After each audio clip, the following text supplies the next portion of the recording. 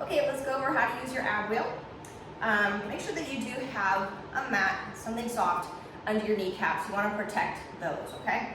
And then, number one, I always like to curl my toes under. That's gonna give me just a little bit more leverage than uncurling the toes. Basically I want your feet active. So push your toes into the floor.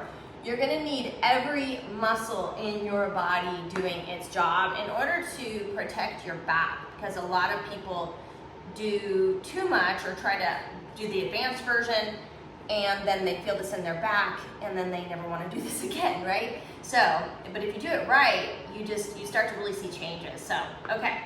Number one, you want your wrist neutral, okay? So make sure that you don't let your knuckles come forward and don't let those heels of the hands drop, because then you're gonna end up with wrist issues, okay?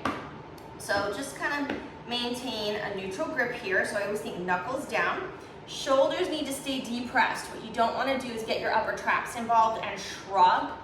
All right, I know there's a lot of things that are involved in this, so just bear with me, okay? I just want to give you all the potential things that can go wrong so that you can do it right. You also don't want to let your low back arch, okay? We are trying to make our abs and our deep transverse abdominals, that corset deep in your torso, do the work. So you want to squeeze your butt. You don't need to round your lower back. I just need you to maintain a little bit of a tuck. It can be somewhat neutral, but I'd rather you go into what's called a posterior tilt. This is anterior tilt, where we're arching, extending, we're shortening knees, and these are all relaxed. We want to squeeze our butt and tuck. I want you to almost like you're trying to do a crunch, okay? So, with our wrist neutral, our shoulders packed down, our buns are tight, and our toes are curled under. Now we can slowly start to come out. You might only go to here, pause, and then push your palms into the handles to come back, okay, without shrugging, okay? So just start nice and conservative and slow, right? I actually kind of feel this more in my glutes right now because I'm squeezing my glutes so hard. But you need to train the nervous system to talk to the body. Train your nervous system to talk to your body. So you think you might be training your muscles. What we're really doing is training your nervous system and your ability to focus. So you might feel this more in your hands. You might feel this more, in your glutes or wherever you need to focus on if you know you tend to shrug because your upper traps are tight.